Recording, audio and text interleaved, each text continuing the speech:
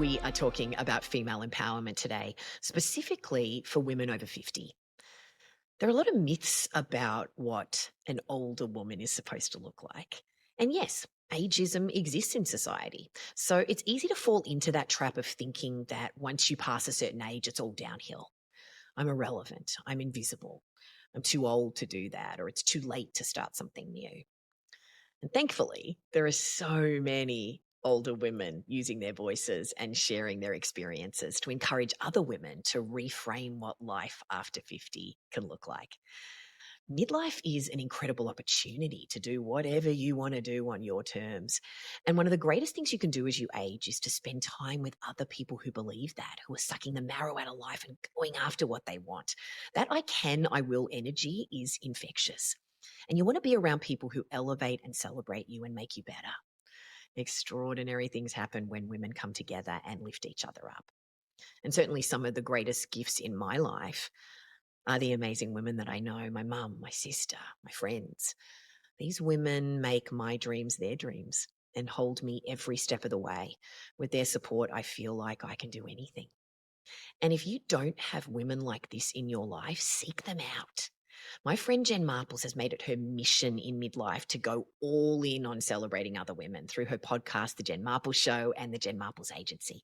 She brings women together so they can collaborate, and she's all about taking life by the balls no matter what anybody says or does. Her rallying cry for women over 50 is, "You're not too fucking old." Oh, she is going to get you fired up. So let's get the skinny from Jen Marples. Oh, Jen, I am so excited to talk to you about elevating and celebrating other women because you do it in such spectacular fashion.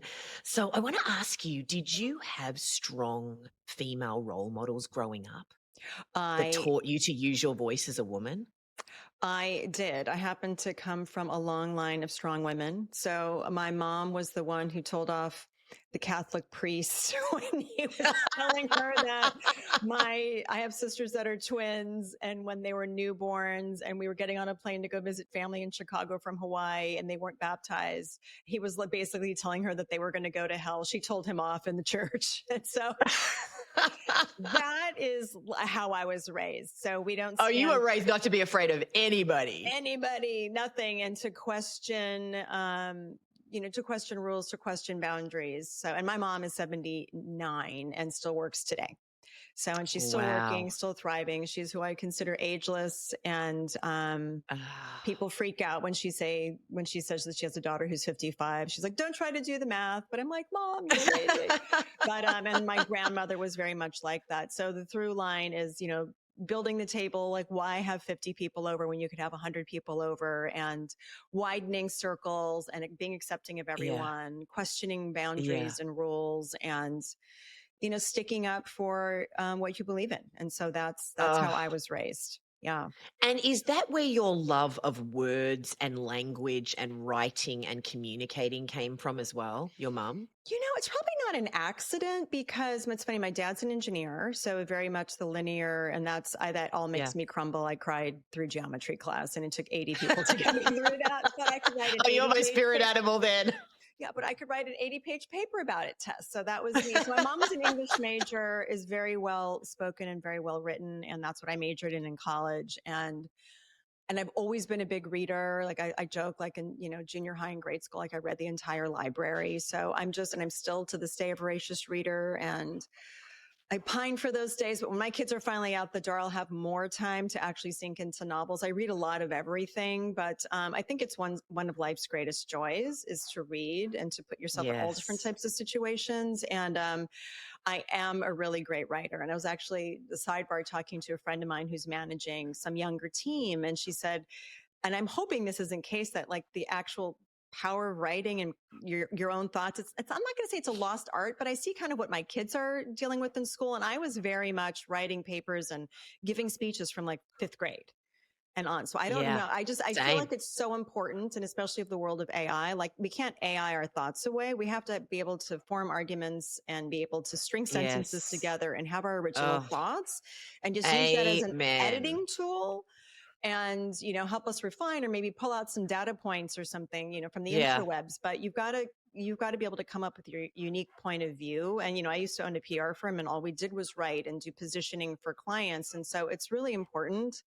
And so I just, it's like, everyone listening to your show, I mean, I'm sure is around our age, and, grew up with the same type of education we did. So I'm just always like, go liberal arts, go English majors. You can't go wrong.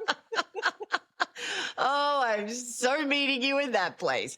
So you always talk about how you became an accidental entrepreneur and you were, historically crafting messages for other people. You were inside other people's stories and getting their messages out there.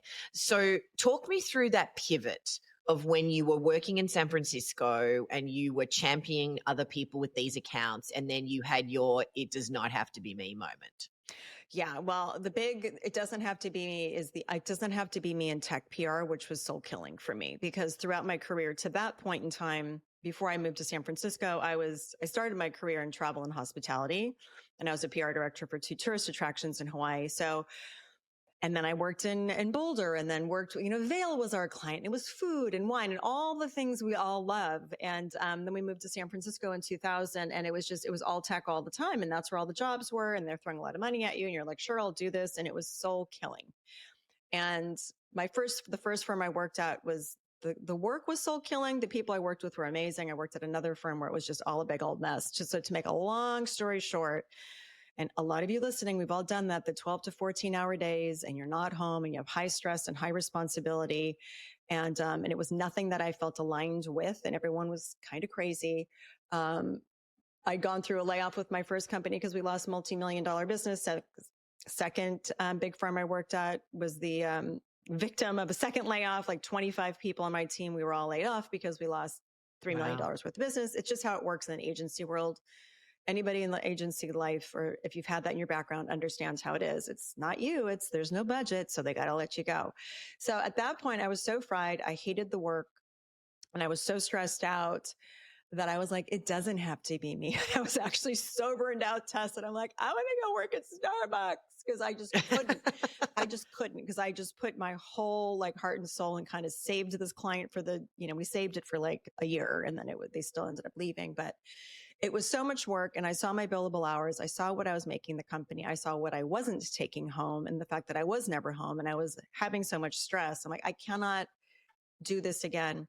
And so, I contemplated, we had lived abroad. I'm like, we'll go back and live abroad. I'm going to go work in the Foreign Service. I'm going to get my MBA from Thunderbird. I'm going to do all these things. And then I ended up just randomly not randomly, a friend of mine's like, have lunch with my friend who's a winemaker. And this is how I became the accidental entrepreneur, because he had this really cool concept, black box wines. If anybody's heard it, it's high-end wine in a box. And I, from my PR mind, was like, the only wine that was out there was Franzia at the time. So I could see, I'm like, oh, this is going to be huge. This is going to be huge. And he was fabulous. And I said, let's do it. And then that's how I started my company. So I started my first PR firm in San Francisco in 2003. And Ryan out there, who started Black Box Wines, was my first client, and we grew together. So he, Thank you, Ryan. thank you, Ryan. And Yeah. he ended up growing the business. He merged with another company. Then that company got acquired. And then it was like through mergers and acquisitions, we ended up at Constellation Wines under the big Constellation Brands umbrella. And then we did corporate communications, still worked on Black Box, and then a whole host of other wineries, a lot of Australian wine companies like Hardy's, and some Yep. New Zealand wineries. And it was really great. So that's how I accidentally started my business, and then went, kind of back all in on to all the things that I loved, food, wine, and travel. And in the midst of it, pushed out 3 kids. So as the company was expanding, I like to say, so was my waistline. Literally, I'm even thinking about how I used to have to inch my chair back from my desk because I had twins. I had my son, and then 2 years later, I had twins. So I was huge, huge. But you were juggling a lot. Yes, ma'am. So a lot of clients, a lot of responsibility, motherhood, 3 children, a husband, a family. Whoa. So let's go inside of the big wake up call. the it has to be me, where you were putting all of these other people first. You came last. You weren't used to taking care of yourself. I want to go inside of that shift for you, where you really learned that you needed to take care of yourself better. So there's the whole saying that, your body will like whisper and then it's gonna, get a little bit louder than it's gonna scream. And so I didn't listen to my whispers. So the whispers were happening when we were still living in the city. Like I think I said, we lived at the corner of Haight and Ashbury. It was a very stressful place to live, top of a third floor flat. And I had these three kids and all the clients, the husband, just everything going on. And so my stress level started to present in like the weirdest ways. Like I cracked through a couple crowns. So like it was thousands of dollars of dental work. And I remember my dentist going, "How can you relieve the stress?" I'm like, Because you were grinding your teeth grinding my teeth. while So you were because of sleeping. Wow. grinding, I cracked through 4 crowns and had to have all this dental work done. And I told my Yeah. dentist, I'm like, "You can move in with me and you could like, I don't know, feed a kid or I don't know. I mean, I don't see the stress level going anytime soon, buddy. So might as well give me some like really great new crowns." And then I was losing the feeling in my fingers and my toes. I started to kind of get arrhythmia. So Wow. I kind of had this like heart palpitations. But what did I do, Tess? I threw myself into a boot camp in San Francisco. What I really needed was yin yoga, but I decided to go into a hardcore Oh, exercise situation and carry 8-pound medicine balls like up a hill. Because that's kind of what we all knew. I think wow. our generation Yeah. just kind of knew that you can hardcore exercise it away, but I was completely depleted. So I know if I knew then what I know now, I would have been in yin yoga. Like my whole life was a workout, but I didn't stop because, I was a small business owner. I had actually my quasi business partner leave. And so I was responsible over these clients and you're just working late nights. So I was just kind of ignoring and pushing through, pushing through, which I probably a lot of your listeners can understand. But these symptoms get louder, and then how they got louder and how this was worse is it started escaping beyond me, and I started yelling and screaming at my kids, and I started yelling and screaming at my husband. I had no tools to manage my stress. I had no Yeah. tools. I felt like there was no out because everything, when I had those three kids young and the business, I felt like if I actually stopped moving, this whole house of cards was going to come crumbling down. So fast forward, we moved, we were in the city and we just moved across the bridge just a few miles to relieve the stress. The kids were, my son was starting kindergarten and we just couldn't handle the stress anymore. I still had my company. I still had the same amount of stress. Our physical location was different. And then my husband comes to me one day. He's like, "Something's got to give." Because my clients and the work part of me was getting the best of me and my home life was getting the worst. So I Yeah. had to really look and make changes. And I had a father who was very hard on me and who yelled and screamed, and I was repeating patterns. And I worked very hard to get my Yes. children. I had to go through fertility, and that was a whole journey. And I didn't like who I was. I'm like, this is not the person Mm. I want to be. I don't want to be yelling and screaming at my kids because I have 5 more hours worth of work to do. And I just couldn't, I was just done. I didn't really take maternity leave. I probably had postpartum depression. I was diagnosed with sort of Yeah. adrenal fatigue when I started actually figuring out what's going on with me, perimenopause. There's all this stuff that was going on that I didn't know, on top of being completely overworked, under resourced, like physically, and putting myself dead last. So after that conversation with my husband, I was like, okay, this is going to be really tough. And so I took the steps and within the next year, wound down my business, referred away clients, wrapped things up. And then Tess, I was left with myself. So what did that feel like? What was that like for Oh you? God, that was so hard. It was so hard. And I had gone back to a therapist that I had started working with when I was trying to get pregnant. And she was like, she gave me this analogy. She's like, you've got to be comfortable with being so incredibly uncomfortable. And so being in that, she'd use the butterfly Yeah. analogy of being in the cocoon, being in the muck and the goo, and to give yourself time to nurture yourself. And I've worked since like I was a senior in high school. Like I identified with it. This was like I had to like have my ego die basically to come back to Ooh. life. Because when you Yeah. shut down a business and you're known for something and it's what you've always done, and you're, by the way, making good money at it, and I was employing people and I had really great clients, it was my identity. That was the Yes. one I was the most proud of. And so it was this false pride because we don't even have time to talk about the societal expectations and everything, just the climbing, the climbing, the climbing. And you realize you're climbing, climbing, climbing. You're like, for what? And I learned I had to redefine like what success looked like and what was happiness. And, but I couldn't even access any of that because I was so burned out and fried. I couldn't get out of bed on a Saturday morning. So you're seeing me now Yeah. energetic. I'll go to I go to 5 yoga classes in a day now and this, that, and the other, but I had nothing left. I had So nothing how did left. you rebuild? How did you connect with yourself, get clear about what you needed? What did that process look like? Yeah. So that process to condense it was, a little over a year. I mean, it probably took a good 2 years. And we're always, by the way, the healing and the journey to being your best self, that sort of never ends. But this Yeah. particular time was pretty acute. So I was having dark thoughts. It was not pretty. I almost blew up my marriage. So I went back to seeing my therapist as a first order of business. Randomly, somebody did their birth chart from astrology. I'd never done it. And this woman forecasted my life to 99.9% accuracy. And she's like, who's looking out for you? Who is listening to you? Because I'm this giver. So in the midst of my complete and total breakdown, I was still helping other people. I was helping a friend go through a divorce, helping another friend, get a job, helping my husband with his business. Still wasn't fully allowing myself to be fully supported. And so that conversation drove me to see a naturopath. And then I went to go see my regular doctor to kind of like, what is going on? Then I had severe adrenal fatigue. My iron stores was almost nothing. So I was actually having these physical symptoms and plus perimenopause. I didn't know about any of this stuff almost 10 years ago. Yeah. And so roller coaster emotions. So there was like this perfect storm. So I basically had to assemble this team to help put Humpty back together again. And then slowly but surely, and I had to be like, it's okay. It's okay to do nothing. And, we had sold our condo in the city. So we had a little bit of money in the bank and, we knew we were going to take a little bit of a hit, but I was having a health crisis is basically what I was looking Yes. at. I was having a health crisis. If I didn't fix me, I don't know where I'd be today if I didn't take that time for myself then. And so then one morning, I woke up and I was like, oh, I'll look at coaching. So I went to coaching training. I did yoga teacher training. And then I slowly started kind of coming back to life and doing these things for me and putting these pieces together. And that was, 8-ish years ago when that was happening. So it's been because I was at the lowest of the low and was ignoring myself for years. For most people, it doesn't have to take this long to try to pivot and figure things out. But I drove myself to complete burnout when they talk about pouring from an empty cup.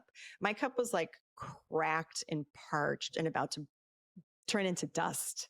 I mean, that's how low it was. And I think that's really part of the reason why I'm so passionate about helping women to try to stave off. I don't want anybody to get to that place where you're going to blow up your marriage and you can't get out of bed and you're having deep, dark Yeah. thoughts because you have no idea what's going on and you're so overworked and so fried. But I find it is very common because we have tended to put ourselves last. It's what we've been taught as a society, especially in the Yes. US, to just put yourself out like, oh, mom will do it. And, I don't have to tell you, everybody listening, moms do 98% of everything. Even if you have supportive partners in the home, we still have that list of 1,000 things that are going on in our brain. Plus we're working plus, plus, plus, plus, plus. So I don't want anyone listening to have to go through that. So if you're feeling any of this, sidebar, please go seek help. Please go get help. There's no shame in getting the help game because you don't want to get to where I was, where then you've got to dig yourself out of a deep, dark, kind of a scary hole.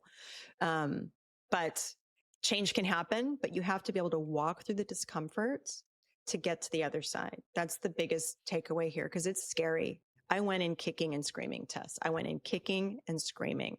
But thank God I did. And thank God I had the wherewithal to put together some of these people that supported me and helped me because I couldn't have done it on my own. Yeah. I mean, nobody can do it on their own. That's why we have relationships, community, connection.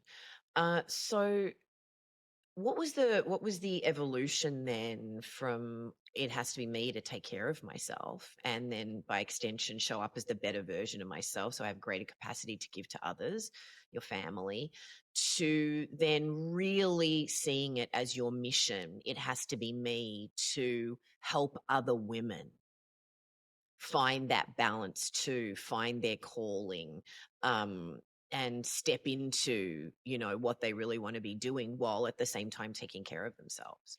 Um, so after that deep sort of transformation, like I told you, I was going through the yoga teacher training, coaching training, and I wasn't a yoga teacher, and the coaching training was very transformative. That was actually, you go through your own, another sort of like, it was like therapy for 5 months going through, because you're going deep with people and really understanding Yeah. and reframing relationships too. And, realizing, just as a sidebar, that you realize any circumstance you have, the parents you've had, experiences, they all really do truly set you up for what you're meant to kind of do in this world. And so I realized that the exact right parents, where I had this mom who is this beautiful, bright light, very strong woman. I also had a dad who comes from like this military background, was very hard on me. And it was hard. So that part of growing up was really hard. But then I realized when you put everything together, and I've been told this by psychics and by other astrologers and my human design and all of that I'm actually meant to sort of blossom and bloom at this time in my life. And so it's no mistake that I sort of had that first path, which was great and was wonderful. And I slowly started adding in. So I had these whispers of, gather women. Let's get women together. And I started having these smaller events. And then those events grew. I was still doing some PR consulting on the side. It wasn't anything I was being big and shiny about, but I was just doing that to make some money. And then it was really during COVID where I had a couple clients, PR clients. All of them were in crisis because it was COVID. So everybody was in a state of crisis. And I woke up one morning, it was early 2021. And this was the big pivotal moment. So as a framework here, I've always helped women. I've always been that woman, like even when we all graduated from college back in the dark ages, of helping women get jobs. I was out in the working world in 1991. But I was the one who figured it out. I was the one who figured out how to network, how to get jobs, how to write the resumes, the cover letters. I've always done that really well. And I've done that for a million other people. And I've always been a gatherer. Since, I was like the social chairman of my sorority. I was the social chairman in my high school. I've been gathering. So it came as no surprise that I started to do this but then focusing on women. But that morning I woke up, it was like I was being tapped and activated. So I woke up one morning and it was like this voice from above was like, Jen, it's go time. I was 51 at the time. It is time to go all in on supporting women. And I didn't know what it was going to look like 100%. I had been doing events, but I sort of went to my desk, took to Instagram and said, this is me. This is who I am. I'm 51. I don't know what this is all going to be, but this is me. And sidebar, I had been almost like ashamed or afraid the year before to tell the world that I had turned 50. So on the background, I was watching. Women. Sorry? That's a lot of women. Yeah. And so now I've been like, I just turned 55 and I'm screaming that from the rooftops. But there was a mindset shift because I was looking out as all this was happening, my own becoming was happening. I was looking out to what was happening sort of in the world and with jobs. And, there was a big discussion on LinkedIn one day too about, does anybody feel like they're getting aged out of the workplace? These people are in their 40s and 50s. So all these things sort of collided. And I dipped my toe and talked to a couple people like, oh, I'm going to go consult with people. And I was getting told basically that I was too old. So it's either you're too old, we don't want you here, or we know we can't pay you what you want because we want somebody with 10 years of experience, not 25 years of experience. So all these things collided. And then I woke up with that, it's go time. And I thought I was having a manic episode. And I just spent that whole day, I stayed in my pajamas and just created content. I recorded a couple podcast episodes that I ended up not using. And I didn't start a podcast till later that year. It was probably like March timeframe. I ended up starting my podcast September of 2021. But it just got the ball rolling. And then I kind of spoke it into existence. And then I hired myself a business coach. I'm like, I need to have this courage and somebody on my side to help me transition. And I eventually let go of most of my clients and then launched the podcast that year. And it's been this evolution. And then I started the agency. I've been business coaching and sort of helping women before I came up with the agency concept, which was last year. I'm like, I'm going to put everything I'm good at and focus in on all the women that I'm passionate about, which is women over 40, midlife women. And the tagline for my podcast and my whole mantra is, you're not too fucking old. And so that Love came to it. me like right away. And you'll appreciate this story. When I was recording my intro and outro for the podcast, I was like, remember, you're not too old. And then I did the other one, like, remember, you're not too fucking old. And then I hear my girls who are now 17. So what were they like? 14 at the time. They're like, yes, mom, that's the one. And I'm like, okay, I'm going to go with it. And so, and I knew that language was going to be really, provocative, to say you're not too fucking old, but you're not too old. It really doesn't pack a punch. And I'm like, I'm going to say it because I don't want any woman to doubt themselves and to think they can't go for their dreams if they're 50, 60, 70, whatever. Because we get messages from the dawning of time that we're too old and that we're quite frankly too something. And Yeah. so we have to, like, never in the history of time has a woman ever been in the perfect place. You're like, you're too loud, you're too quiet, you're too this, you're too that. It's like, enough with it. Like, it's just enough. And so you're not too fucking old is just, it's our rallying cry. And it's that, when people text me and send me memes or I see them out and about and they're like, Jen, I'm not too fucking old. I went and I did this thing or I'm applying for that job. I'm like, no, Uh, you're not. It gives it's me so shivers great. even saying this because it It's makes me so so happy. great. Yeah, look, I feel like we're in the era of the older woman, Yes, where ma'am. menopause used to be a taboo subject. Now women are proudly sharing their menopause stories, their struggles, their triumphs, sharing openly what they're doing, sharing how they feel as an older woman, whether they feel invisible, whether they feel powerful.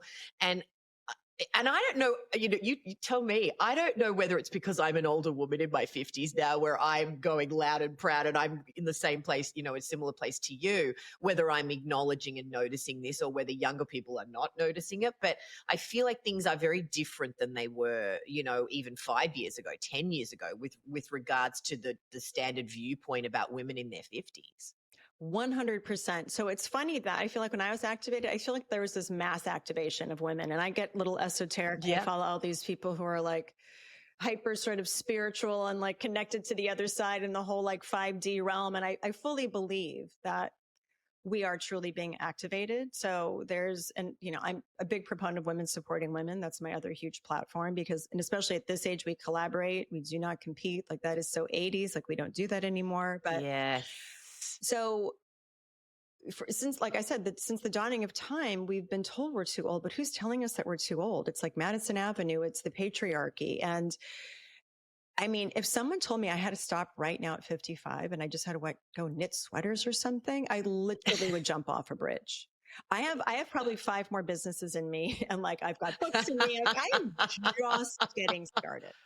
I am just getting started. And so there is this collective that's happening. And I think we've all found each other too, because there's all these women. I've had a lot of, doctors and other women in menopause and people who've become dear, dear friends, all sort of deciding at the same time, all across the country, all across the world to kind of go in and Yeah. collectively we're changing this whole notion of what it means to be older.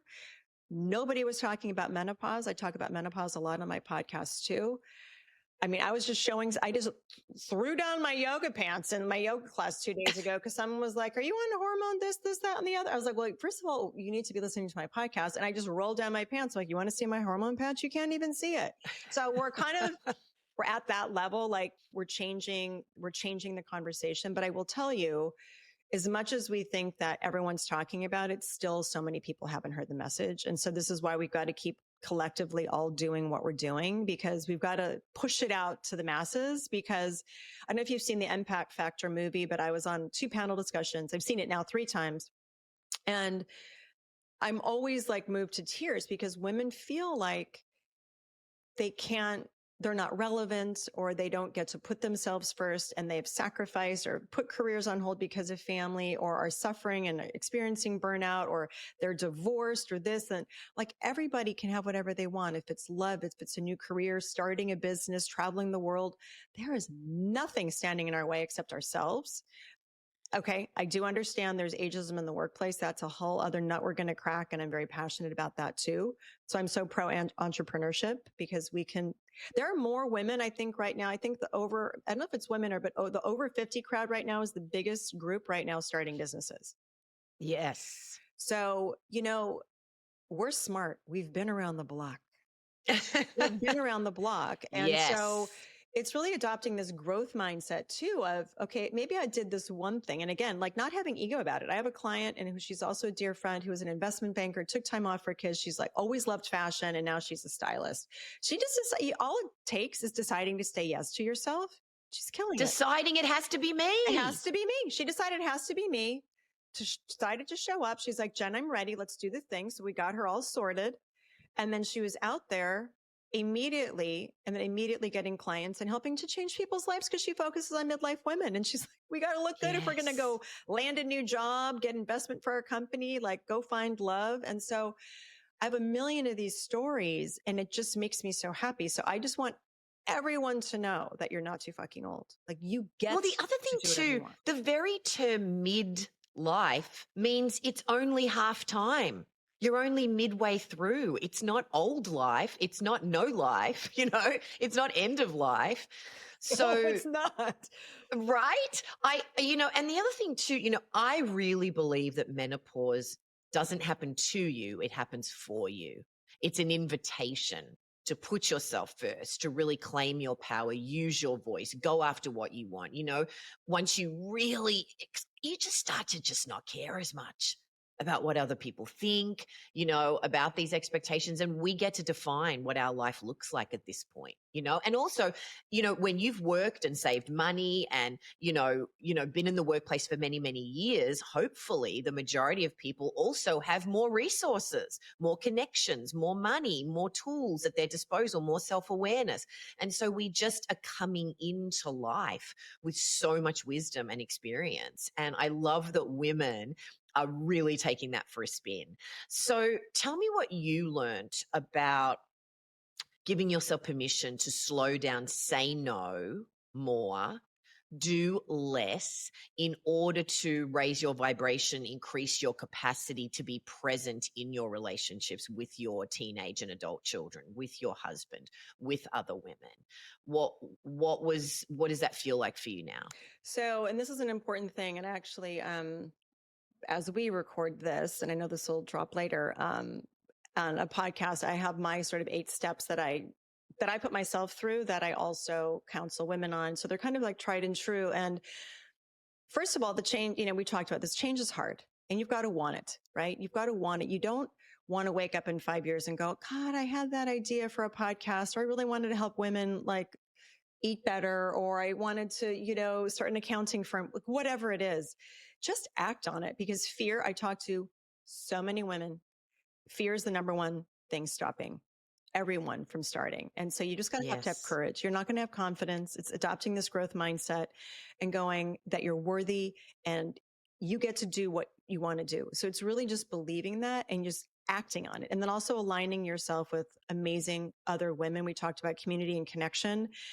You've got to align yourself with the people who are going to be like on those days when you're like, I'm just going to give up. Like, no, you're not, Jen. No, you're not. You're not going to fucking give up. You said you're going to do this thing. You're worthy. You can do it. You're amazing. Like we all need those people, those champions in our world. And we have to be discerning about the women that we keep in our sacred circle, because we want to be with women that are elevating and celebrating other women, not the other subset of women that have claws and fangs and are believing that if you somehow succeed and I help you succeed, that you're taking away from what's left for me, when we all know that it's actually the opposite. So I do think that we need to be very discerning about the people that we keep close to us. 100%. And I will say too that adopting this attitude, and this was with everything in life, what you expect to be your experience will be your experience. So, and I've talked to, I talked clients off a ledge about this once about, oh, everyone here is, catty or this, or women or this or that. I said, if you expect to find people like that, that's what you're going to find. But if you expect to walk into a room and find amazing women, that's what you're going to find. Now, to your point, if you do find yourself in a situation, I've had to walk away from some relationships, friendships. When you do start to make changes, and especially if you've been in communities or the kids are getting older and you've been with a certain friend group, when you start to step up and do different things, it's very triggering to other people.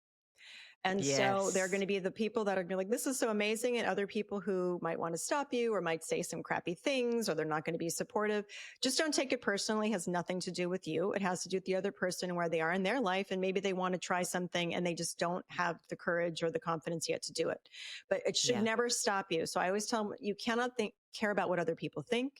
And you just have to have courage and really truly go for it and align yourself. All you need is one person. Just have one person who's going to be your accountability buddy, or be like, I'm going to do this thing. And then seek out, as you move along, then seek out other groups. I have met, since I decided to go all in on this, and it's been like 3.5 years since I had that first aha, I have met the most, you're one of them now. I have met the most incredible women and joined the most amazing groups. Yes. And just created this whole new community where we're constantly like, what can we do for each other? How can we support each other? What do you need? And it's such a beautiful thing to behold, because I do know, I'm a realist. I do know, I've surveyed friends, especially in the corporate world, that some women to this day do not know what it's like to be fully supported by another woman. Yes. And it breaks my heart. And so we have to change. We have to change this. So hopefully by the time like my girls are in the workforce, it will have changed. Like we're going to, but, and I have compassion for all the women, because that's how we were all raised. And we were raised to be like cutthroat. Like there were 2 seats at the table, not 10, because there's 20 total seats. So we were taught that there were this finite amount of, resources for women. It's all changed. And we've got the way out of all of this is that we've got to do this together. And like I said, what do you say? Collaborate and elevate, or what's your No, I mean, I loved what you said. I say elevate and celebrate.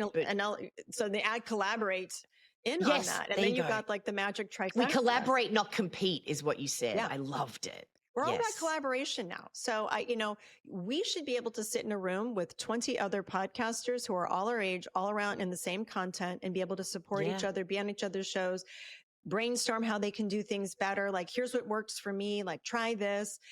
That's how this works. It's not like I'm going to hold all my secrets close to my vest because I want Tess to lose so I can win. That is not how it rolls. That is not how this is not how business is done. This is not what success looks like.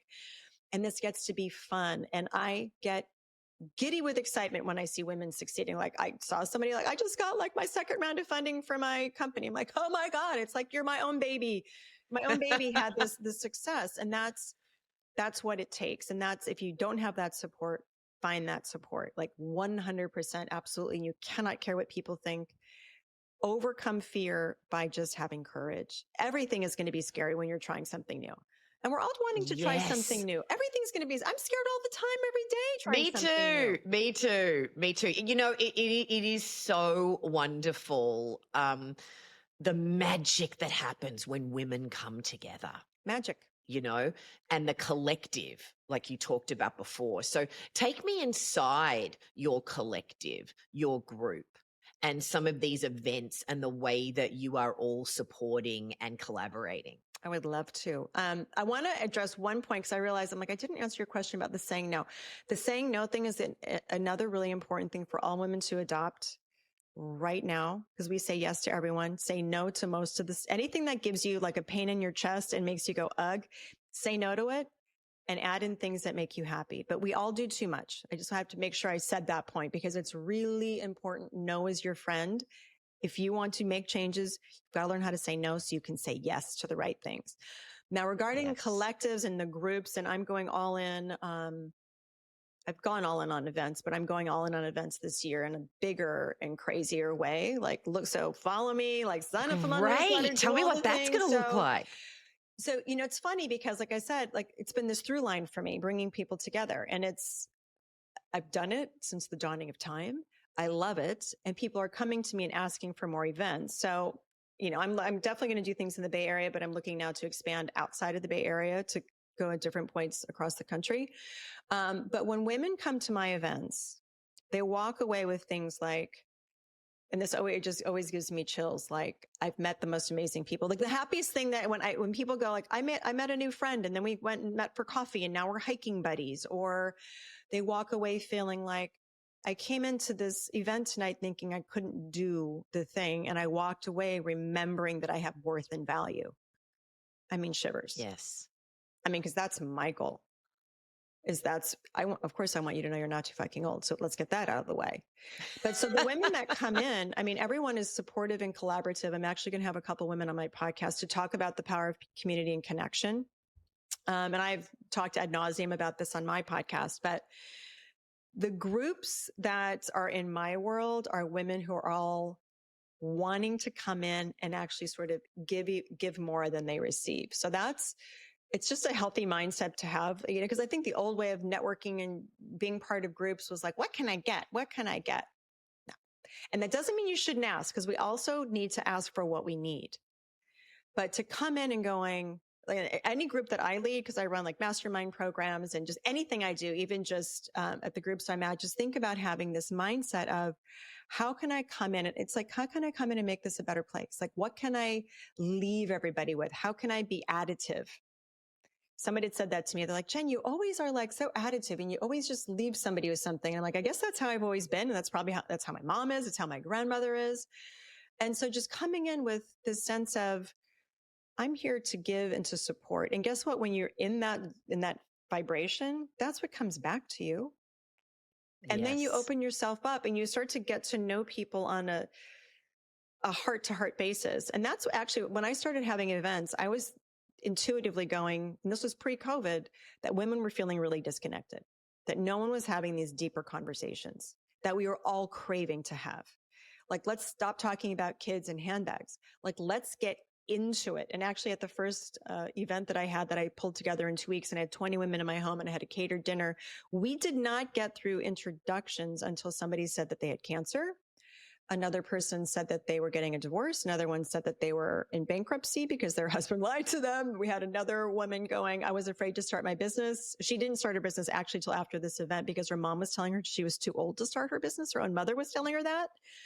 And that's pre-COVID. All these women were craving deeper connection. And this is part of midlife. We need to go deep. It's better to have 3 people in your circle that you can go really deep with than 50 people that you're staying surface level. It's not nourishing. It's not supportive. Nobody has the time. We got to go deep because there's a lot of, as much as everything can be really great, there's that normal stuff that's happening right now in midlife.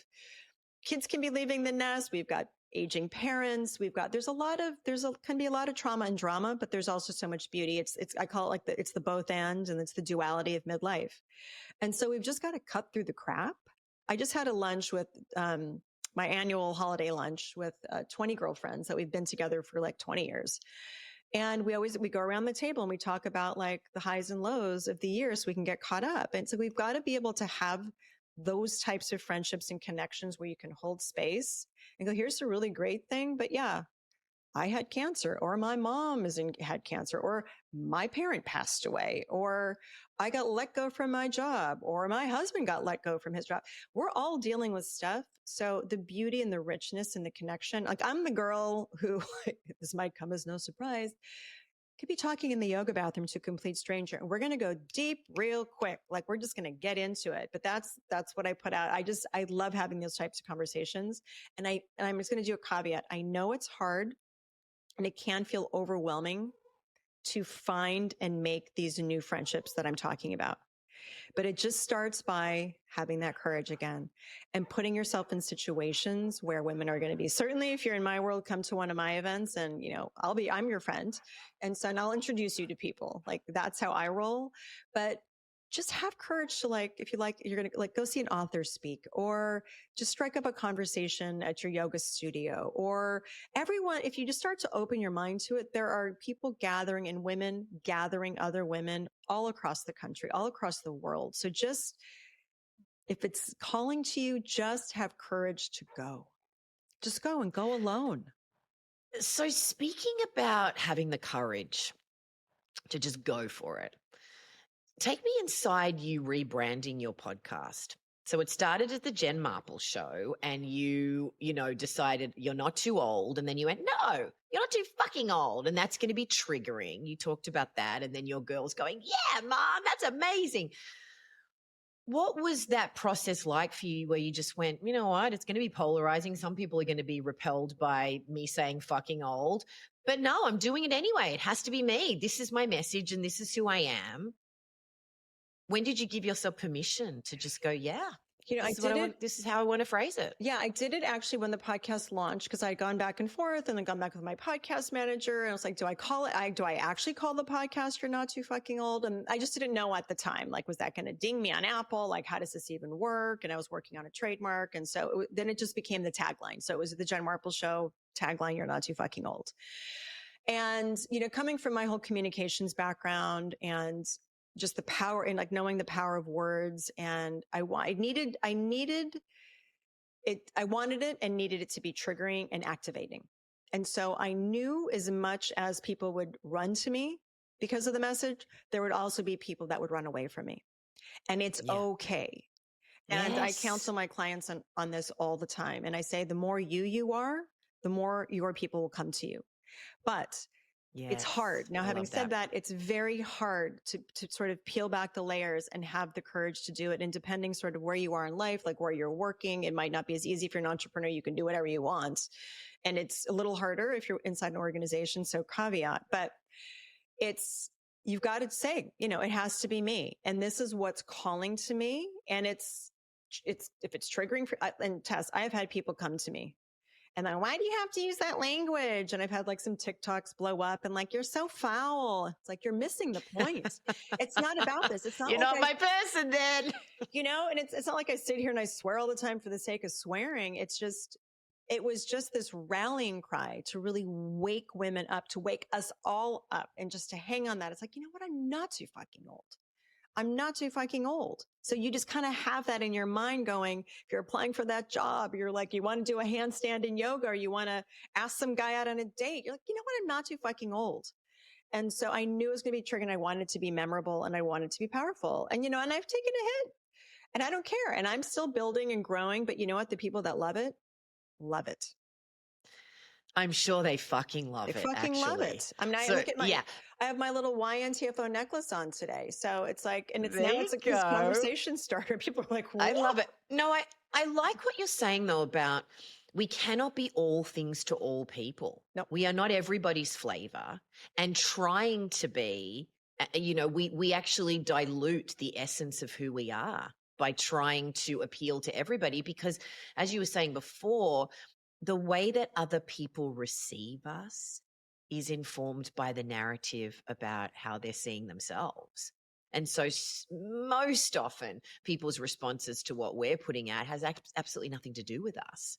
It's from, childhood stuff that's being triggered, through the reflection of the way that we're presenting ourselves. So I want to ask you, with all this work that you do privately, as a coach with women, helping people get their message out as the leader or the holder of space for all of these beautiful people.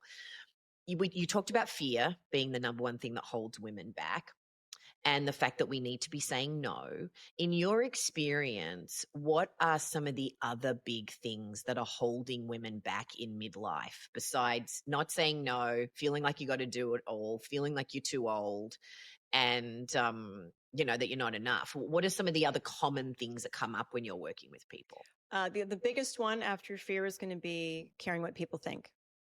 And so exactly what we were just talking about. It's that judgment. And so once you can really have that courage, to overcome the fear, and fear's there for, it gives you the jitters, it gets you going. It's fine. It's just notice it's a normal thing. And we don't have time to talk about like the evolutionary reason why we have fear, but it's just to keep us safe, and just go, hey, fear, knock that off your shoulder. Okay. So you've done that. And then you've got to really overcome what people think. And that's a really, really hard one, because society, like we've talked about, we've been programmed to people please and to not make anybody unhappy. And so if you come out with your voice or your position on something, everyone's not going to like you. Like you said, like I like to say, like, we're not margaritas and, avocados. Not everyone's going to like us. It's okay.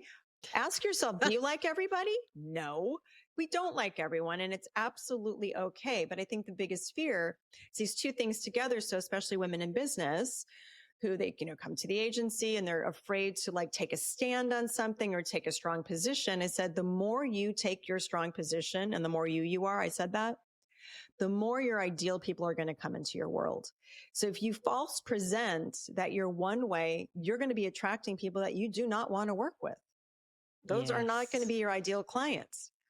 So the people that come in, like the people that come into my world are like, Jen, I love your energy and your enthusiasm and this, that, and the other, and blah, blah, blah, blah, blah.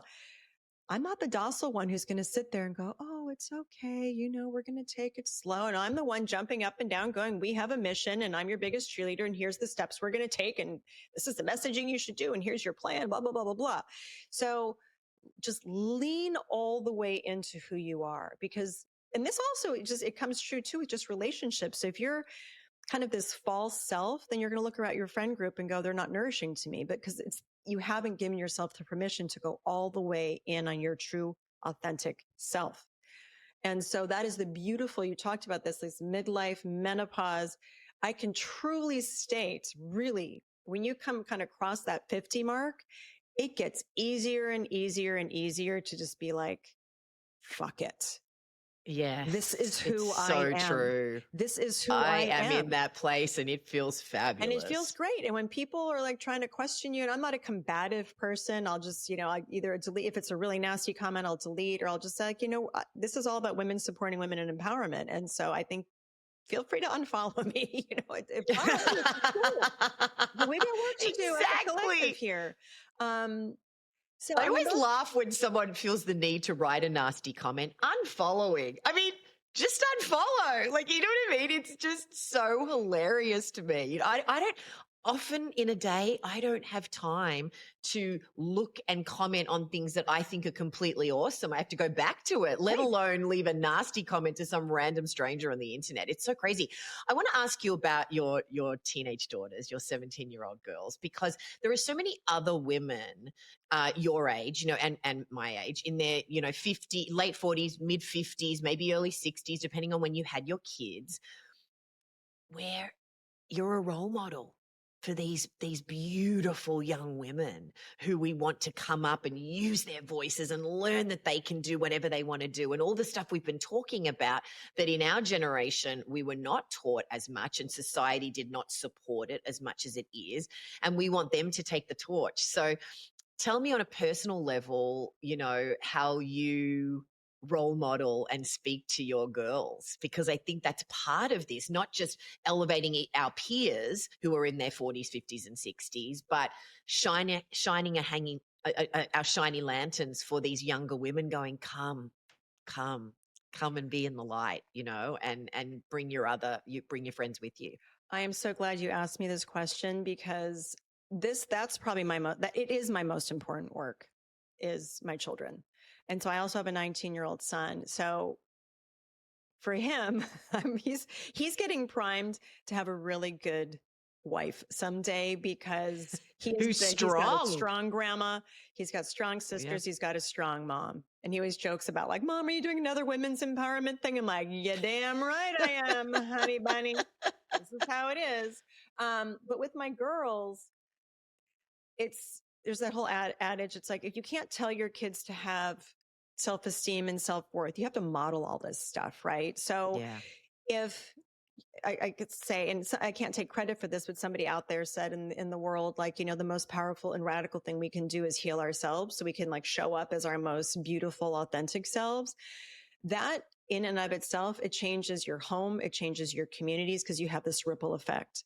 So if they see me starting something new and they see me working hard and making a change, and by the way, I bring them to all my events. They're like my support team, because it's very important. Actually, I had a huge event a couple months ago, and my girls were there helping like give out gift bags, and it's all hands on deck. And other women were like, gosh, at the next event like this, I'm going to bring my daughter, because then they see women in their 40s and 50s and beyond. Because all of our kids, I think we all went through that quarter life crisis at 25, and they're all in high school thinking they have to have it all figured out, and they don't. I'm actually going to go speak at the high school about career day. That you have this long life, like nothing has to be all figured out. And the way we do this beautiful life is by having, like we're talking about, the courage, and you have these strong role models, and you speak up for what you want, and you don't, nobody puts baby in a corner. You speak up to get what you want, and you're strong, and there's the ways to do it. So they see me modeling that in the home. They see me out, doing my events. They see me, sometimes I'm like recording, they can hear me through the doors, and they hear the conversations that I'm having. And so I know it's in their DNA. And it's funny when they come to me, because of course then they've got girl drama, because that just happens in high school. And they're always like, oh shoot, mom, are you going to try to like, overanalyze this? I'm like, well, I'm going to give you guys the tools. I'm going to explain, like, we don't want to like close circles. We want to open circles. Nobody wants to just drop friends. I want to give you guys the tools. It doesn't mean you need to be friends with everybody, but we all have to have compassion and understanding. I'm like, that one girl who's acting out, you shouldn't accept her behavior, but she has an unhappy home. So just kind of like bless and release. Understand she has an unhappy home and you're getting the worst of her because of her unhappy home. It has nothing to do with you. And so those are just sort of like life lessons for all of us, of just knowing that anybody's reaction to us has nothing to do with us. It's the other person. So with our girls these days, I'm hoping, with all the work we're all collectively doing, that they will experience income equality and a lot more opportunities, and not have to deal with a lot of the BS that we had to all deal with when we were kind of coming up in the corporate world and, getting our bona fides and all that kind of good stuff. Because, I look at them and I'm like, I don't want them to have to fight like we did, not with each other, but just kind of fight the system and deal with the patriarchy and all of that. So it's really, truly, I have a lot of young girls that follow me and reach out, and it's just been friends of friends. And I'm like, that's actually, like, if I'm being honest, I care most about those young women. And so they can see how women can support each other and how you can be strong. I actually had um, a young woman come up to me, and she's in college, and she's like, I listened to your podcast and I just do it so I can hear some positive female voices, because she had a really hard semester and ended up having to change college. She made me cry. She was like bagging groceries at the grocery store this summer. I was like, okay, this is why I'm doing everything I'm doing. So these young girls can see all women like us going out and taking chances and taking risks and not accepting the status quo, and also not complaining about anything, being solution, like, let's have solutions. Let's try to change it. Let's not complain, because I'm not a complainer, and my kids are not complainers. It's like, how are we going to change it? What are we going to do to change Yeah, things? for women who struggle to put themselves first and want to constantly be of service to others, which is a beautiful thing, I find in our community that seeing self-love and tapping into your strength and power as an act of service to yourself, and by extension, your children, your friends, your family, society, community, really shifts things for people, being able to get past that block and actually seeing empowerment as an act of service to everybody. Oh gosh, I could talk to you about this forever. I always end every episode with the same question, which is, for somebody that has a dream in their heart, which is all of us, but doesn't feel like they have what it takes to make it happen, what would you say to them? I mean, we've been talking about it all hour long, haven't we? But let's leave with that. I'm going to steal Rumi's quote, because I think I'm going to do a whole podcast I episode love Rumi. Do it. dedicated to this. What you seek is seeking you. Like, if you have it in your heart, and if you see it in someone else, that means you've got it in you. So if you feel slightly triggered by Tess or by me because we've got podcasts or this or that, it's because you've got something in you too. So we're doing something that you have the capability to do. So I always tell people, if you're kind of triggered or you're kind of looking at someone, it's like, that's really great information, because you can't see that quality in somebody else unless you have it already in yourself.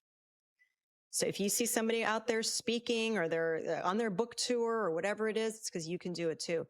And you are absolutely 100% capable of doing whatever it is you want to do right now. You don't need another degree. You don't need a certification. You don't need to take a class. You can start right now, today.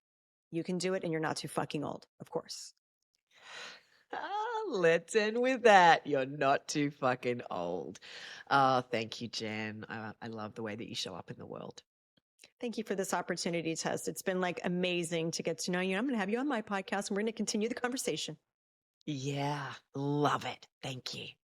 Oh, lots of great takeaways from that conversation. The big one is to seize every opportunity to do exactly what you want to do on your terms. I love that she quoted Rumi. What you seek is seeking you. And being mindful and intentional about the stories that you're telling yourself. What you expect to be your experience will be your experience. If you expect to find certain kinds of people, they're the people that you're going to find.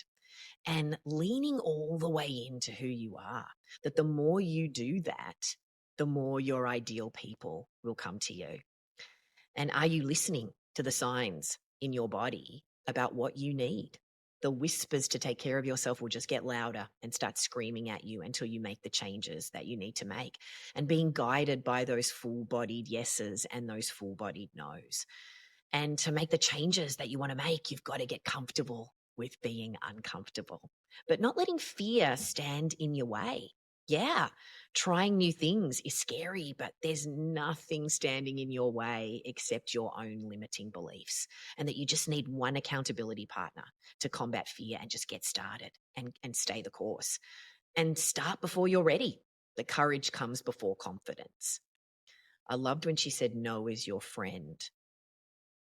That you have to say no in order to say yes to the right things for you. All it takes is deciding to say yes to yourself, and the power of celebrating and collaborating and choosing your circle wisely to harness the power of the collective activation that happens when women are cheering each other on and seeking out those kinds of women that elevate and celebrate you and others. And defining success and happiness your way, that your definition is the only one that matters for your life. And of course, the mission. You're not too old to go after what you want. So I cannot wait to hear what your takeaways are. Please leave a review and let me know what you thought of this episode. I want to hear about your It Has to Be Me story.